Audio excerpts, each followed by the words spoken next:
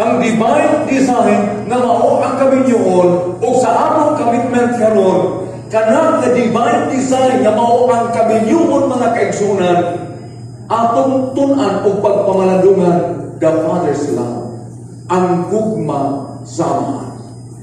Before extending that love, igsoon, we should really connect ourselves to that source of love, and that is the source of this divine design nga mao ang kaminyo. Ug ako'y paabot kaninyo alang sa pagpamalandong by the grace of God. Nahibalo kita sa story of the parable sa lost son. But for this consideration sa akong study in Luke chapter 15, mga kaigsunan, dili ta mag-focus dito sa anak nga mao usual nga nagakahitabo sa pag-present ni nga study. But for our consideration this afternoon, I'm going to bring your attention to focus, mga kaigsunan, of these points, igsoon, atong papalandungan. Atong i-focus to the Father's love, behavior, sa atong pagpamalandong sa commitment this afternoon. Atong tanawon, mga kaigsunan, kay paspas kay panahon. Luke chapter 15 verse 12 nagingon, and the younger of them said to his father, Father, give me the portion of goods that falls to me. So he divided to them his livelihood.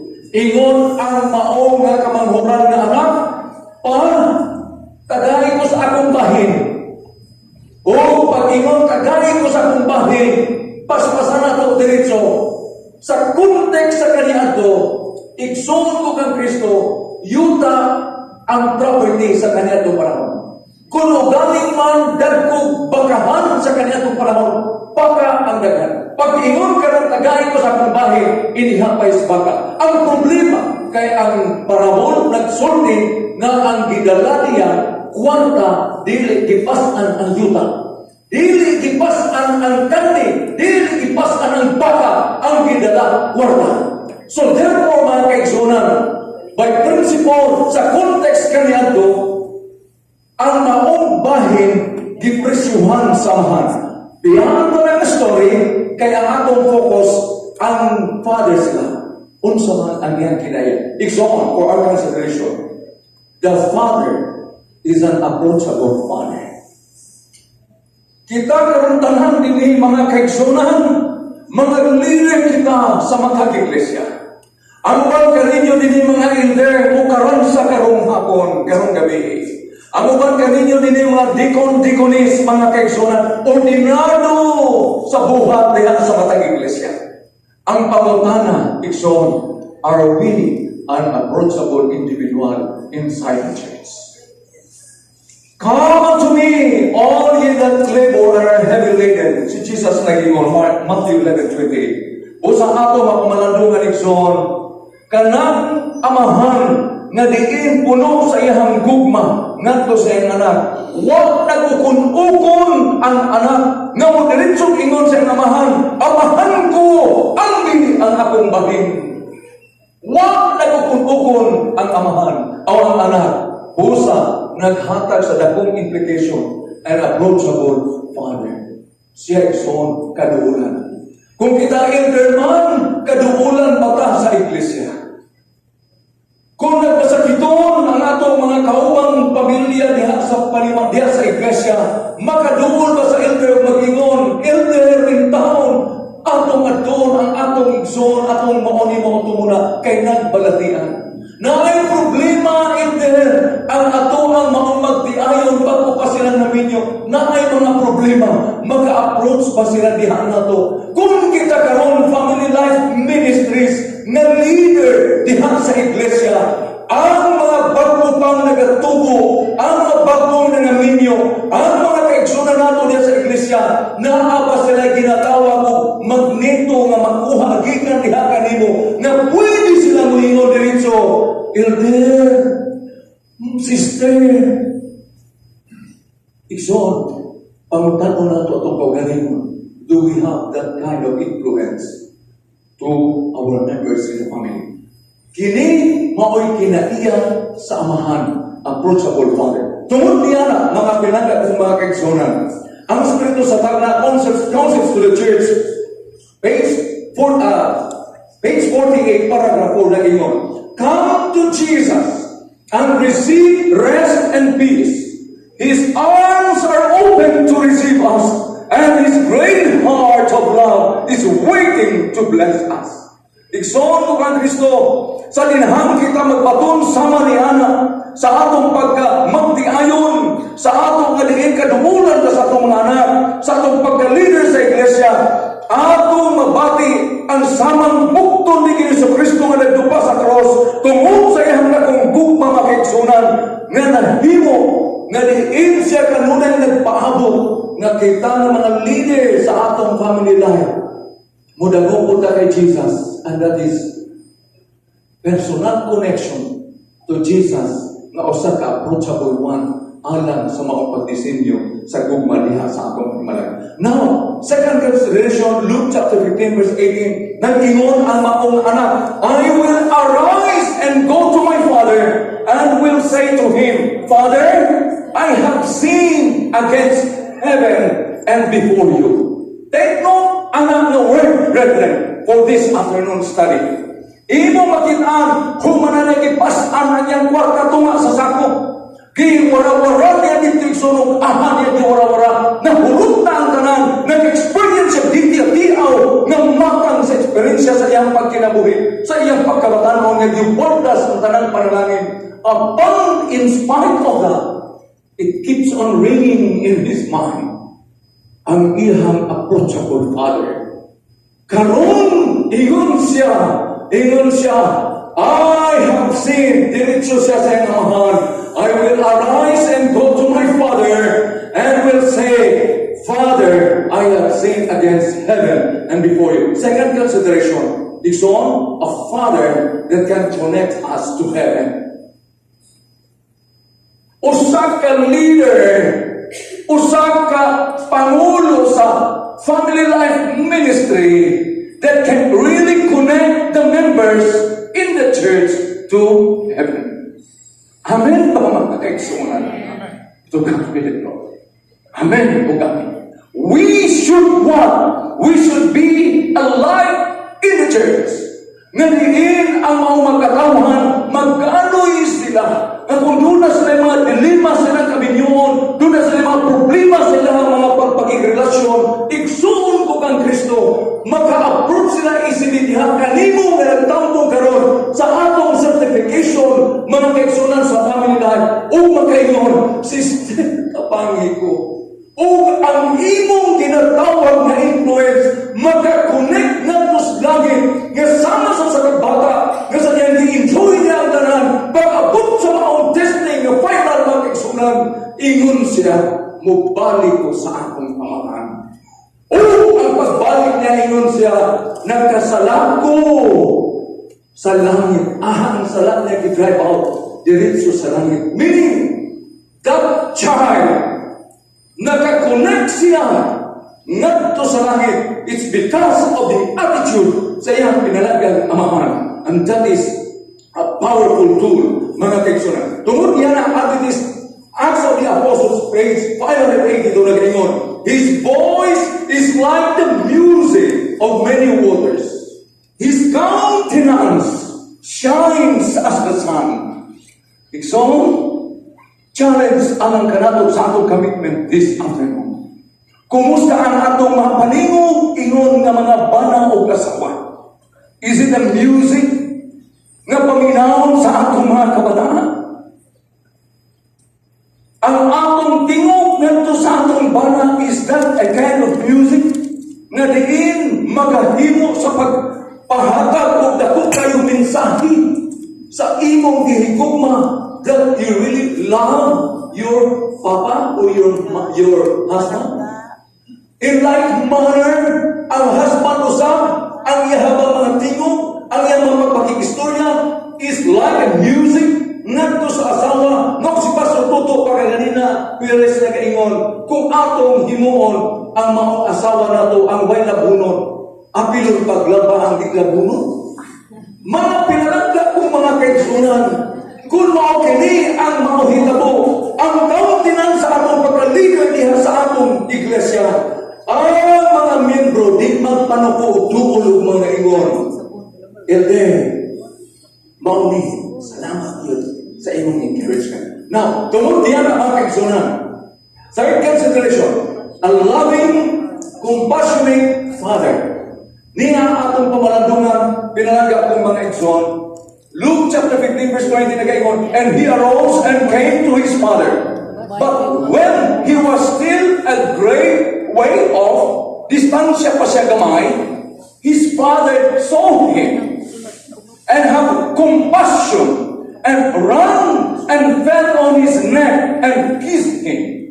That is a very loaded verse, brethren. Nga kung atong i-dissect og maayo, grabe kayo nga punto. But then, niningatak na atong pamalandungan. The third consideration ningon diri, how Jesus project the divine design to each one of us for our commitment. Ikson, first, giingon ka ganina, compassion. Ang word compassion, mga kaigsunan, gi-describe alang sa compassion kan Jesus by the grace of God. Na ay kaluoy ang Diyos nga makagagahom, may kaluoy sa mga katauhan nga dunay panginahanglan. Ug na ang mga verse nga atong makita pinalangga kong mga kaigsunan. Compassion. Ato ni mabati na makaha, we are praying nga human sa atong certification. Muulit kita nga doon na natay compassion sa mga membro sa atong iglesia.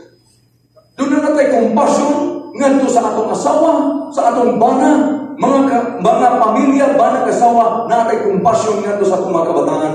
Gani kini siya mga kaigsunan, commitment of empathy. Mo ibuot nato ibasa mo. Naa siya commitment of empathy. Empathize means dili lang kay moingon kaluoy ni modo. Dili lang kay moingon kita sa atong nag-open sa church nga moingon kita dai kaluoy sa inyong kahimtang. Unya ang gi-open mga kaigsunan bukat nga problema kawa gani nay malugaw sa ilahang balay.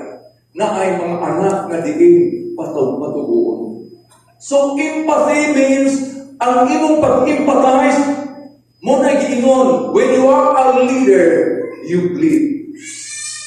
Meaning, sa imong leadership, you are going to give something. Pinalangga ko mga kaigsunan. Leadership means to bleed. Imong yung ihatag, unsa imong mahimo. And that is compassion, commitment of empathy. Karon tag na mga kaigsunan atong ng pamalandungan. Next na atong nabasa kanina, layon pa.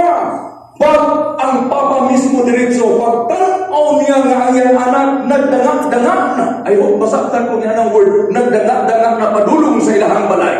Ang papa ming diretso o kanao, ming dagan, ang komentary sa mao nga kapanahonan kaniya to, dili pwede ang tao nga panuigon taas na, o unya na sa authority, nga mo kanao siya o mundagan diha sa maungdanan. Dili o dili pwede. But then, brethren, ang text na gingon, ningdagan siya ngadto sa iyang anak.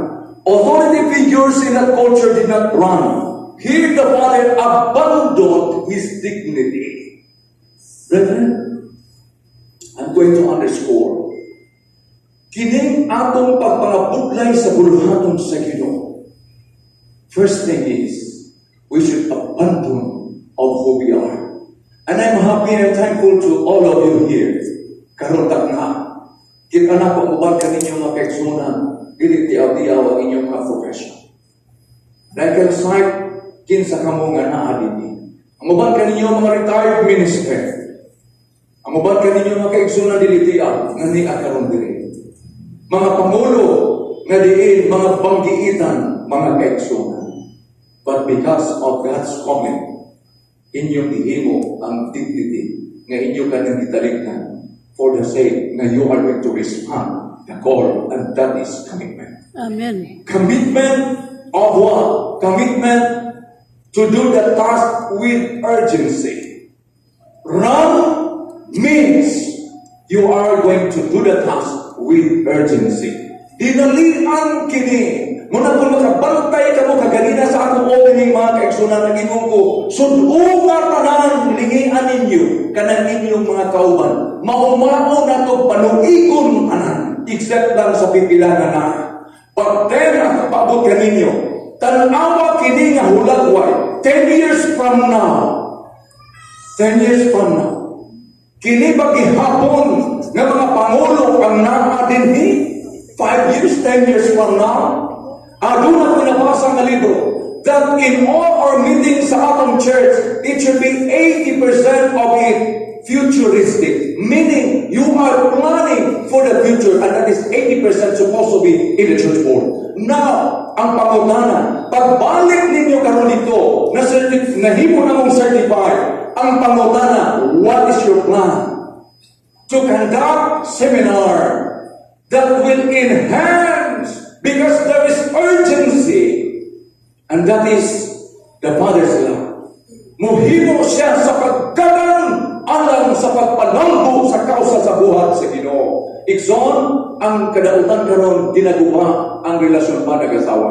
So there should be urgency alang nimo ug nako nga magpurma kita og leadership sa sunod 5 ka tuig gikan karon, 10 years gikan karon, nga mo imong puli matag-usa ka ninyo. Pangita ng taon mo mga batanon po dito sa iglesia nga hinahinaya ni mo daladala igsuon. Kay aron sa sige mo daladala ana magtakdan sa baong matang sa pagpati nga dunay lunan alang sa pag-umol sa panimalay diha sulod sa atong mga iglesia.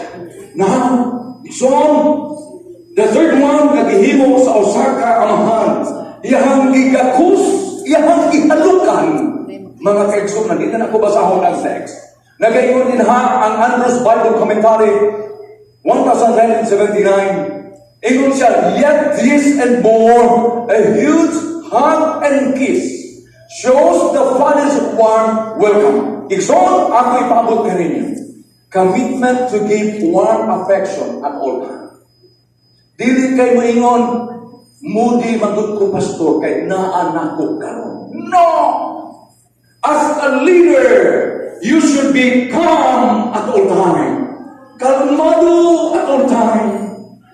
Paminaw sa sitwasyon, ayaw pagpadala diretso sa maong mga undisari na.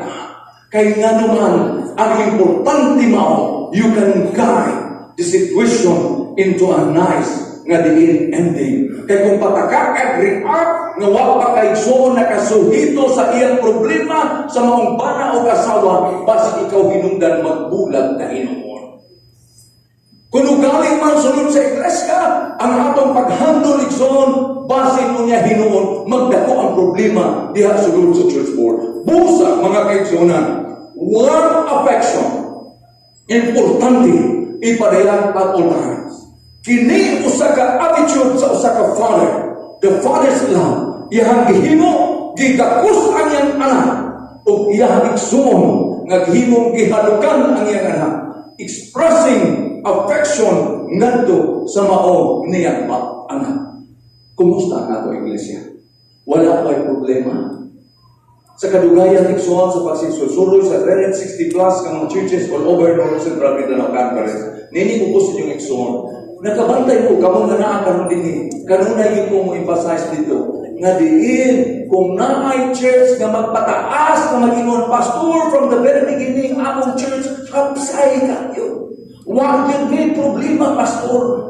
Then, pagsabagin mo, pataas mo, kay maningkamon ko sa akong arangan, kay daduna ko sa akong paaprubahan sa iksikong, kay tagaan mo plan na to, maparihuan ni ka na ko. Upon in spite that there is problem, still the work of the Lord keeps on moving, keeps on progressing. Why? Because the Father's love. Kung wala naman din makahimo sa paghatag og warm affection ng atong mga leader sa iglesia, kay kapatid babaw ng atong kabisi sa atong mga unsa pa din na, di na ako i-mention kay madugay kag samot. The Father's love from heaven, and that is through Jesus Christ. keeps on holding this church by His grace and mercy. And that is the reason why we exist, even in turmoil of this world's history. It's all commitment to give warm affection at all time. Ikaw ako kitang tanan, muhimo ni Ana in this last day. Then the best rule. Ingon ang maunamahan, anak, kuhangis siya, bisti. Ako ipaabot ka ninyo. Kanang pag-ingon, bring out the best role.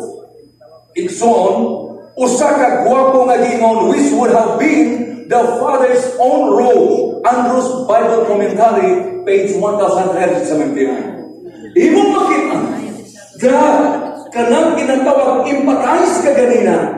What you have, you share it to the needy one.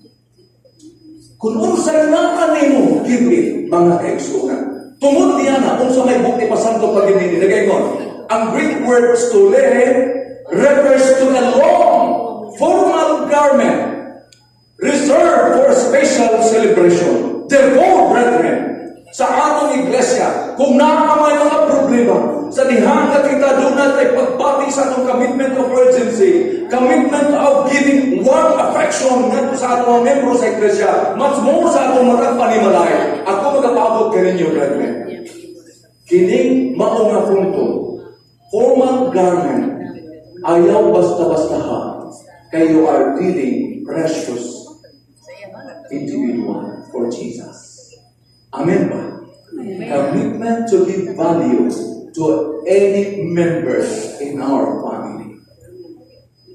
Na ako'y daghan ikapasupot ninyong experience rin mga kaigsunan, pero mutaas na gyud kung maayo, mong irutag maayo. Kung nakabalo ko nga pinaspasay, magunta karon kay magsugod ng walig yung karong gabi. So, within sa akong panimalay, na ako'y daghan ikapasupot ninyo sa experience sa among anak. Ako lang anahon pagkasulti sa diyang na gidawat sa iligan. Niabot ko ibisig ibalik sa pagsugod. Padulong dito space dili na waton. May ganing isangit dito sa NDC. Pag-uman anak mga kaigsunan, dili tiyaw ang experience. Mubunang suginan for 2 years na wala sa balay. Ug ako'y pabutin ninyo. Ang usa ka amahan, dili tiyaw pagpati. Apan ang pag-ulit mga kaigsunan, ang pag-restore, grabe ang story niya na apan ako rin kaingon ka na sa atong iglesia, sa atong matagpanimanay, matag-usa karon ganinyo diri. Na ay problema nga mapabuga. Ang pangutana, igsoon, do we have that commitment to give value? Basig ni mo sa wa naging kayahay. Wa naging kayahay. Wa kay nada ang pagkabitro sa panimalay. Kapag-ulaw ka lang sa atong bansagon, mga kaigsunan, restore everything by the glory of God that is giving the robe na diin very special alam sa imo membros panimalay. Ang sunod na kayo dito, give ring. Diretso na to, ring in the time is a sign of authority. Commitment of restoring the cause of lost authority. Ikson, diha sa iglesia, or bangang asawa, once gadiin maghubak na gani ng maayong relasyon, ang authority as a father or as a husband, nawala. Ang authority as a wife, nawala. But then, because of God's love, God's design, mga kaigsunan, ma-restore ka ng pag-usap, ayaw nag-ukon-ukon, kay kana siya na ginatawag na to, gi-restore ka na with full authority. Papang, ikaw yun akong bana. Mamang, ikaw yun akong bana. Anak, ikaw yun among anak. Igsuon, mga igsuon, tas pangadagan sa Ginoo, di ta magsigig panggilaris, di ta magsigig panggiaway, maghinigugmaay kita, kayo sa kita kalawas ni Kristo. Amen ba mga kaigsuon? To God be the glory. Now, ang ikata-unong sandals, unsa may kahulugan. Ang Father's action paint an amazing picture of love, acceptance and reinstatement of His once rebellious Son into the family. Buot ako'y pasabot mga kaigsunan. Sandals means, sa Hebrew context, protecting the feet. Ikson, Smith Bible Dictionary, page 587, means Commitment, ang sandals means commitment of restoring protection. Sa dinhang ma-restore na ang relasyon panag-asawa, sa dinhang madiin ang maong mga problema na pasiguli na, siguraduha nga nabutangan ng sandalyas kanang atong commitment. Amen ba? Amen. Kaya sa dihang nabutangan ng sandalyas mga kaigsunan, meaning there is now a commitment of restoring that protection. Ayaw na ikaw sige paghinumdong at dong kagahapon. Ikaw na, ikaw ayaw ni mo. Ayaw yun mga kaigsunan. Forget everything. Ayaw na yugling niya. And look forward ni atong maong Father's love. Nga diin wa nag-isip sa anak nga nanimahong ng baboy. Kaya mo man ang story nga atong dipabot. Wa nag-isip siyang anak na nag-ingon siya, tamhangan ka nga anak, ang tanan nga katigayunan na gihatag kanimo, imong giwaldas, wa kay pulos. Apang karon ingon siya, tagaig sandalyas ang maong atong anak, akong anak. Brethren, in the church, dunay daghan nga mga nahimong kaswerte ni Satanas. Kung ikaw man kana o ako, kung naaman sa ato pagbalik dito, makita nato nga naamihan na problema. Do you have that commitment to protect, of restoring protection sa iyang pagkasiya? Ingon nga precious jewels in the hands of God. Brethren, our commitment sa application. Be an approachable mother or father or wife, leader like Jesus. Amen ba mga kaigsunan?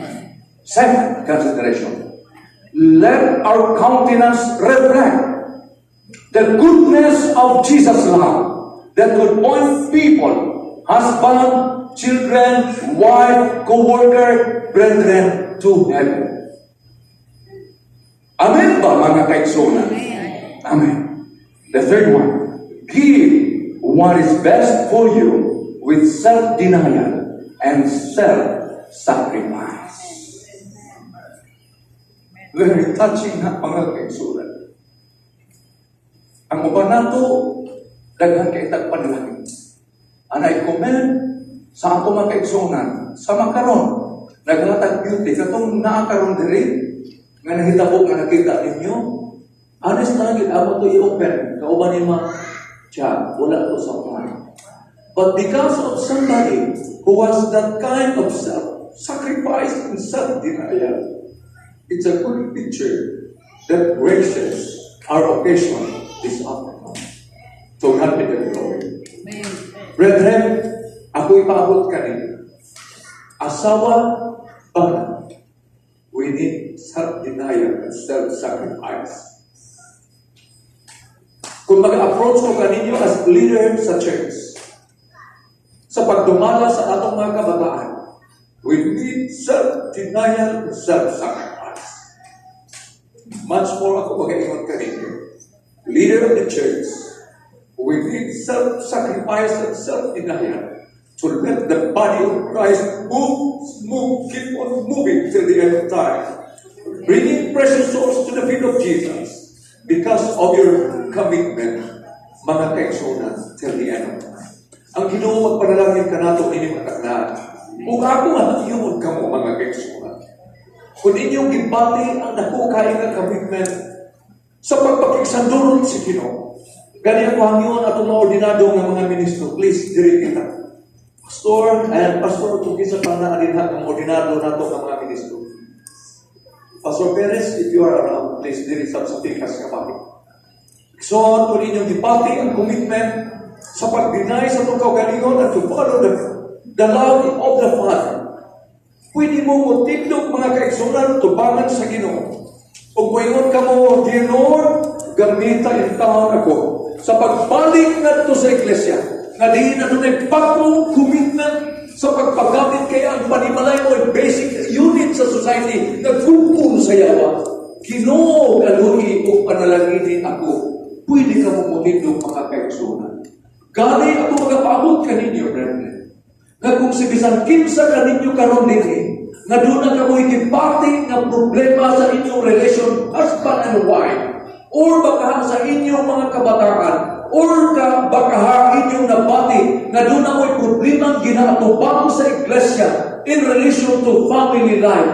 Ikson, pwede ka mong anin sa tubangan, pero himo kita ni pinasay nga pag-ampo diyan. Sa diyang inyo kinikramati. God bless all of you, brethren, who are coming to the throne of God. It's not easy to mold sa atong mga pamilya na magkapadayo sa pagdala sa bandila sa kalwa. It's not easy. Kani ako maghahatag pag-remind along this line. Kaya na ako sa social media. Ako hangyumon ang commitment labi na sa mga asawa sa mga elder kung kinsa ka mo karon nga naalin. Ug ato na po ginahimo sa ato mga paghatag o mga seminar. Nga please ayaw in taon ka mo paghatag o pag-post niya ng mga seductive nga mga pamaagi nga diin ipang-post sa social media. Remember nga kabuusap gi-appeal sa ordination sa mga elder kay kamong asawa man o niya pag-abot karon nag-post na hinuon at medyo seductive, mga may pagka-pornographic na hulagway, nga pagka-sexy yun, iksura ko magkafabot ka ninyo. By the name of God, we should be decent at all times. So, salamat sa inyong pag-respond. Matago sa kaninyo na ay mga problema. Dahil ko nakidoon ninyo yung mga problema na po kita ng ex-mon. Among gamahanan tulay guru sinimaho ng Diyos. Salamat kayo Ginoo sa imong langit ng gugma. Nga imong gipadayan sa usa ka parabulo nga diin nagapunting sa kinaiya ni Ginoong Jesucristo. Nga puno sa pagkapanikingnan alam ka na mong tanan. Aniya Ginoo kami karon nagadamog sa imong trono. Nangayo ka pa sa iluan sa among pagkamakasasala. Aron nga walay makababag sa imong pagpubo sa panalangin sa among commitment karon nga paghimuon niini nga kaabulo. Tungod kay ang dagta sa sala mo'y makahimo sa pagpangil sa maunimong gugma ug kaluoy, sa maunimong panalangin nga diin angayan madawat sa matag usa. Karon ginuingon nga imong alagad nagaampo, pasayloa kami sa among mga kasalanan. Ug nini matakna o Dios nga gamhanan, salamat nga matagpo sa kanamong pagabaton sa hugot nga commitment diha kanimo. Nga diin magpagamit sa pagligon sa panimalay sa matag iglesia. Magpagamit sa pag-umol sa sunod pang mga pangulo sa matag iglesia nga magahimo sa pagpreserba sa commitment diha sa usa ka ligdong magtiayon nga relasyon, ligdong nga magtiayon nga paningtingnan nga mahimong panalangin sulod sa iglesia. Busa Ginoo ni matagna. Ania ang imong mga katawan nagadamog kami sa imong trono. Ang matag usa dunay mga lulan sa ilahang matag usa ka mga problema. Ginoo kuno kami managuman dunay problema sa relasyon panag-asawa. Doon na bagay mga relasyon ginikanan ngadto sa mga kabataan. Doon na bagay mga relasyon nga ilang nakita Ginoo ngayon tapangan pagbalik nila ngadto sa iglesia. Maluoy ka Ginoo, nagaduol sila sa imong sabana. Kanoy iamahan nga sa gahom sa balaang espiritu ang matag usa ka ilamahan mahimo karon mahugnan ug magalingog nga epektibo sa imong kausa sa bunuhaton. Busa ni matag na amahan nagaampo kami nga imong panalanginan kini nga programa nga mahimo kini mo takod ngadto sa matag miyembro sa iglesia nga mapalig-on ang panimalay o ang imong mensahe Ginoo mukuyanap ngadto sa mga katawan o mahimo nga diin magadaog magabungag nga hamiling kala tungod kay ikaw man ang Dios nga mong gialagaran, ang Dios nga nagatubos pinaagi sa imong kusganong mga kamot kami may kadaugan tungod sa imong langit ng bunga. Ginoo ni matagnahin ko ng mga alagad sa maayong balita. Kami nga mga ordinaryo, magkapataas sa mga kamot Ginoo sa paghabyo sa langit ng trono sa grasya. Nga karoon magakun sa Ginoo ang panalangin ngadto sa matagusan o nga ang panalangin sa langit ng amahan. Ang padayon nga paglaban ni Jesucristo sa balang sanktuaryo sa langit. Ang presensya sa balawan ng Espiritu magakunsat sa matagusan karon po Dios o magahimo sa pagpadayon ni ini nga tahas nga napatong sa matagusan nga manahutayon mabungahon o malabon.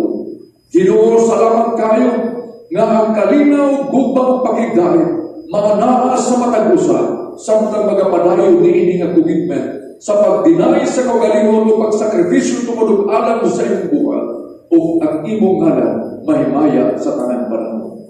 Karon Ginoo, salamat kayo nga pinaagi sa imong langit ng gahom mahimo nga magapamauli nga binalon ang imong pagbantay o panalangin. Binalon ang imong gahom sa balaan ng Espiritu o ang padayon nga paglaban ni Jesucristo sa balang sanktuaryo sa paglangit, sa langit, sa pagpugos sa matag panimalay, magtiayon, mga miyembro sa iglesia, alam sa pag-andam sa imong langit mong nga pagpadaya. Salamat kay imong ginumog ang among mga pag-ampo. Kini among ipangabuyo ug among nagkaroon kagawa sa ngalan ni Jesus. Amen.